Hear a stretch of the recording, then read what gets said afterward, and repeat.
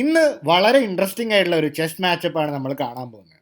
5 തവണ ചെസ് ലോക ചാമ്പ്യനായ വിശ്വനാഥൻ ആനന്ദും ഇന്ത്യൻ ക്രിക്കറ്റ് ടീമിലെ സ്റ്റാർ ലെഗ് സ്പിന്നറുമായ യുസ്വേന്ദ്ര ചഹലും തമ്മിലുള്ള മാച്ചാണ് കാണാൻ പോകുന്നത്. ഇത് കാണുമ്പോൾ ചിലർക്ക് വരുന്നൊരു ചോദ്യമായിരിക്കും, അതിന് ക്രിക്കറ്റ് കളിക്കുന്ന ചഹലിന് ചെസ്സുമായിട്ട് എന്താണ് ബന്ധം? ക്രിക്കറ്റ് ഒരു കരിയറായിട്ട് എടുക്കുന്നതിന് മുമ്പ് ചഹൽ ഒരു പ്രൊഫഷണൽ ചെസ് പ്ലെയർ കൂടിയായിരുന്നു. 2002 നാഷണൽ അണ്ടർ 11 ചെസ് ചാമ്പ്യൻഷിപ്പ് കൊൽക്കത്തയിൽ വെച്ച് നടന്നപ്പോൾ ചാമ്പ്യനായത് ഈ ചഹൽ തന്നെയായിരുന്നു. പിന്നീട് ഇന്ത്യയെ റെപ്രസെൻ്റ് ചെയ്ത് അണ്ടർ 12 വേൾഡ് ചാമ്പ്യൻഷിപ്പിൽ വരെ ചഹൽ പങ്കെടുത്തിട്ടുണ്ട്. അപ്പോൾ ഗെയിം വളരെ ഇൻട്രസ്റ്റിംഗ് ആയിരിക്കും. ഇവിടെ വൈറ്റ് കളിക്കുന്നത് ആനന്ദാണ്, ബ്ലാക്ക് കളിക്കുന്നത് ചഹലുമാണ്. അപ്പോൾ എങ്ങനെ കളി മുന്നോട്ട് പോയി നോക്കാം. ആനന്ദ് E4 വെച്ച് കളി തുടങ്ങി. ചഹൽ C5 കളിക്കുന്നു, സിസിലിയൻ ഡിഫൻസ് ആണ്. C3, അപ്പോൾ ഇത് സിസിലിയൻ ഡിഫൻസിൻ്റെ ആലപ്പിൻ വേരിയേഷനാണ് പറയുന്നത്. ഇതിൻ്റെ ഐഡിയ D4 കളിച്ച് സെൻട്രൽ കൺട്രോൾ കൊണ്ടുവരിക എന്നുള്ളതാണ്. ഇവിടെ ബ്ലാക്ക് പ്ലെയർ അതായത് ചഹൽ ഇവിടെ E5 കളിക്കുന്നു. അപ്പോൾ ഈ സ്ക്വയറിലേക്ക് മാക്സിമം കൺട്രോൾ കൊണ്ടുവരിക. നൈറ്റ് F3 കളിച്ച് ഈ പോണിനെ അറ്റാക്ക് ചെയ്യണം. Night C6, bishop C4, bishop നല്ലൊരു ആക്റ്റീവ് സ്ക്വയറിലാണ്. നൈറ്റ് F6, ഈ പോണിനെ അറ്റാക്ക് ചെയ്യണം. D3, ബിഷപ്പ് E7, അപ്പോൾ കാസിൽ ചെയ്യാനാണ് ചഹലിൻ്റെ ഉദ്ദേശം. ബിഷപ്പ് G5, A6, അപ്പോൾ ചഹലിൻ്റെ ഐഡിയ B5 കളിച്ച് ഈ ബിഷപ്പിനെ ഓടിക്കാനാണ്. ബിഷപ്പ് വെച്ച് നൈറ്റിനെ വെട്ടിയെടുക്കുന്നു. ബിഷപ്പ് വെച്ച് തിരികെ വെട്ടുന്നു. A4 കളിക്കുന്നു ആനന്ദ്. ഇതിൻ്റെ ഐഡിയ B5 ഇമ്മീഡിയറ്റ്ലി തടയാനാണ്. ഇമ്മീഡിയറ്റുള്ള B5 തടയാനും ഈ ബിഷപ്പിനെ തൽക്കാലം ഡെവലപ്പ് ചെയ്യാതിരിക്കാൻ വേണ്ടിയിട്ടാണ് A4 കളിക്കുന്നത്. D6 കളിക്കുന്നു. അപ്പോൾ ഈ ബിഷപ്പിനെ ഇങ്ങനെ പുറത്തിറക്കാനാണ് ഐഡിയ ചഹലിൻ്റെ. നൈറ്റ് A3 കളിക്കുന്നു. അപ്പോൾ ഈ മൂവ് കളിക്കുന്നതോടെ ആനന്ദ് ഉദ്ദേശിക്കുന്ന ഈ നൈറ്റിന് വേണമെങ്കിൽ ഇങ്ങോട്ടേക്ക് വരാം, പിന്നെ E3യിലേക്ക് വരാം, D5 വന്നിട്ട് സ്ട്രോങ് ഔട്ട് പോസ്റ്റ് കൊണ്ടുവരാൻ പറ്റും. ഇതാണ് ആനന്ദിൻ്റെ ഐഡിയ. ചഹൽ കാസിൽ ചെയ്യുന്നു. നൈറ്റിനെ C2യിലേക്ക് കൊണ്ടുവന്നു, നേരത്തെ പറഞ്ഞ ഐഡിയ പോലെ. ബിഷപ്പ് G4 കളിച്ച് ഈ നൈറ്റിനെ പിൻ ചെയ്യുന്നു. നൈറ്റിനെ E3 കളിച്ച് ഈ ഒരു ബിഷപ്പിനെ അറ്റാക്ക് ചെയ്യുന്നു. അപ്പോൾ ഇവിടെ ആനന്ദ് എക്സ്പെക്ട് ചെയ്ത് ഈ ബിഷപ്പ് ഒരുപക്ഷെ തിരികെ പോകുന്നൊക്കെ ആയിരിക്കും. ഇവിടെ വേറെ ഏതെങ്കിലും നല്ല സ്ക്വയറിലോട്ട് പോകുന്നതായിരിക്കും. അത് മാത്രമല്ല, അത് കഴിയുമ്പോൾ ഈ നൈറ്റ് ഇവിടേക്കൊക്കെ വരാനായിരുന്നു ആനന്ദ് ഉദ്ദേശിച്ചിരുന്നത്. പക്ഷെ ചഹൽ ഇവിടെ കളിക്കുന്നത് ബിഷപ്പിനെ G5 കളിക്കുന്നു. ഇത് ഒറ്റയടിക്കുന്ന ഒരു ബ്ലണ്ടറാണ്. കാരണം എന്താണ്, ഒരുപക്ഷെ ചഹൽ കണ്ടത് ഈ നൈറ്റിന് വന്നിട്ട് ഈ ബിഷപ്പിനെ എടുക്കാൻ പറ്റില്ല, കാരണം ഇത് പിന്നാണല്ലോ, എടുക്കാൻ പറ്റില്ലല്ലോ. പക്ഷേ ഇവിടുത്തെ ഒരു പ്രശ്നം എന്ന് പറഞ്ഞാൽ ഈ ബിഷപ്പ് ഇവിടെ വെറുതെ ബ്ലണ്ടർ ചെയ്തേക്കാണ്. ഈ ബിഷപ്പിന് ഒരു സപ്പോർട്ടും ഇല്ല, വെറുതെ വന്നിട്ട് ഈ നൈറ്റ് വന്നിട്ട് ബിഷപ്പിനെ എടുക്കാം. അപ്പോൾ ഇതൊരുപക്ഷെ ചഹൽ കണ്ടില്ലായിരിക്കാം. നൈറ്റ് വെച്ച് ബിഷപ്പിനെ വെട്ടുന്നു. ചഹൽ കിങ് H8 കളിക്കുന്നു. ഒരുപക്ഷെ ഇതിൻ്റെ ഐഡിയ പോണിനെ F5 കളിക്കാനാണ്. നേരത്തെ ഇപ്പോൾ F5 കളിക്കാൻ പറ്റില്ല, കാരണം ബിഷപ്പിൻ്റെ ഡയഗണൽ ഇവിടെ ഉള്ളതുകൊണ്ട്.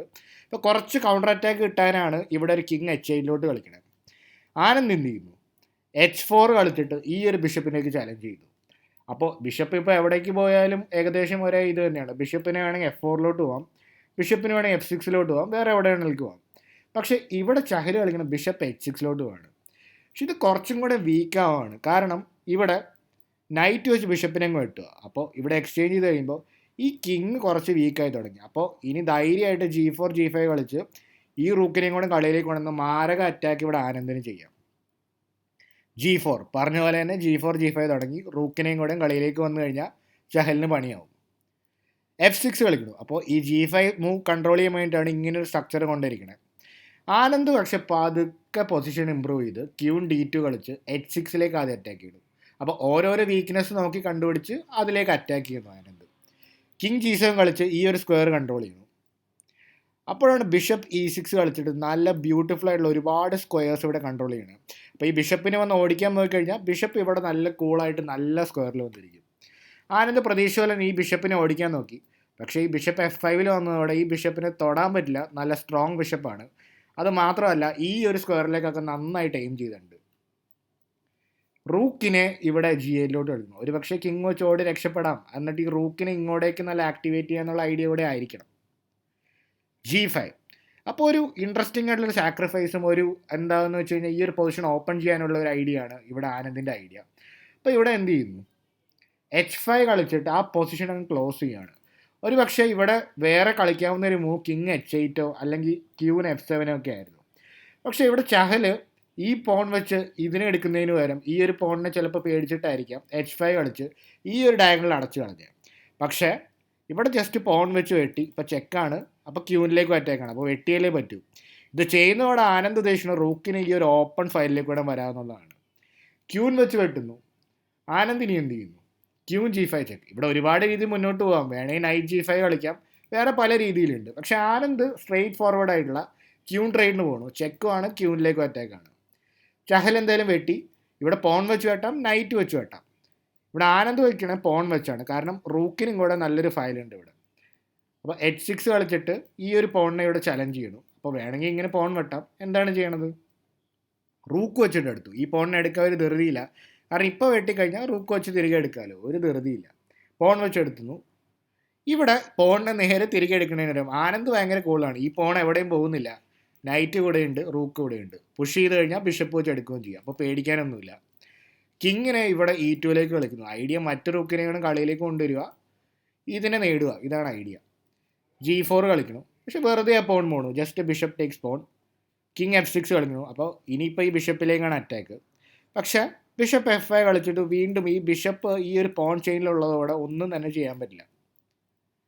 റൂക്കിനെ ഇവിടെ G7 കളിക്കുന്നു. ഓക്കെ, റൂക്ക് H6 ചെക്ക് വയ്ക്കണം. അപ്പോൾ ഇനി കിങ് F7 പോകുന്നത്. അപ്പോൾ ഇവിടെ എന്ത് കളിച്ചിട്ടും തന്നെ കാര്യമില്ല. കിങ് E7 പോയാലും വലിയ കാര്യമൊന്നുമില്ല. കാരണം പതുക്കെ ഇവിടെ നൈറ്റ് H4 കാലത്ത് മൂവ് വന്നിട്ട് ഈ നൈറ്റും കൂടെ ആക്റ്റീവ് ആവുകയും ചെയ്യും. ഒരുപാട് ഐഡിയാസ് ഉണ്ട്. പക്ഷേ ഇവിടെ കിങ് F7 കളിച്ചതോടെ ഓൾറെഡി ഒരുപാട് പീസുകൾ ഇവിടെ പോവുകയാണ്. അടുത്ത പോണും കൂടെ പോയി. അപ്പോൾ ഈ ഒരു പോണും കൂടെ വെട്ടിയെടുത്ത ഈ പൊസിഷനിൽ ഇവിടെ ചഹൽ റിസൈൻ ചെയ്യുകയാണ് ചെയ്യുന്നത്. കാരണം എന്താണ്, ഇപ്പം തന്നെ ഒരു പീസ് കുറവാണ്. പിന്നെ പോൺ സ്ട്രക്ചർ ഫുൾ വീക്കാണ്. ഈ പോണുകളൊക്കെ വീക്കാണ്. വെറുതെ ഇങ്ങനെ ഒരു മൂവ് കളിച്ചു കഴിഞ്ഞാൽ ഈ പോൺസ് എല്ലാം വീക്കാവുകയും ചെയ്യും. മൊത്തത്തിലാകെ പണി കിട്ടുകയും ചെയ്യും. അപ്പോൾ അതുകൊണ്ട് ചഹൽ ഒരു റെസ്പെക്റ്റ് എന്നുള്ളതിലും ഇവിടെ ആനന്ദിനെ റിസൈൻ ചെയ്യാണ്. അപ്പോൾ നല്ലൊരു ഇൻട്രസ്റ്റിംഗ് മാച്ചായിരുന്നു. ഇപ്പോൾ ചഹൽ പഴയ പോലെ ഇപ്പോൾ ചെസ് ഒന്നും ഫോളോ ചെയ്യുന്നില്ല. എന്നാലും ഒരിക്കലൊരു നാഷണൽ ചാമ്പ്യനായിരുന്ന, ഒരു 2002 നാഷണൽ അണ്ടർ 11 ചാമ്പ്യനായിരുന്ന ചഹൽ ഇപ്പോൾ ചെസ്സിലേക്കുള്ള കുറച്ച് ഫോക്കസ് കുറഞ്ഞിട്ടുണ്ട്. പക്ഷെ കളിക്കുന്നത് ഓഫ് കോഴ്സ് ആനന്ദിൻ്റെ കൂടെയാണ്. ഒരു പക്ഷേ അങ്ങനെ ഒരു ബ്ലണ്ടർ അവോയ്ഡ് ചെയ്യാമായിരുന്നു ചഹലിന്. എന്നാലും കുഴപ്പമില്ലാത്തൊരു ഗെയിം. അപ്പോൾ നിങ്ങൾക്ക് ഈ ഗെയിം ഇഷ്ടപ്പെട്ടു എന്ന് വിശ്വസിക്കുന്നു. അപ്പോൾ കൂടുതൽ ഇൻട്രസ്റ്റിംഗ് ഗെയിംസായിട്ട് നമുക്ക് വീണ്ടും കാണാം. അടുത്ത വീഡിയോയിൽ കാണാം.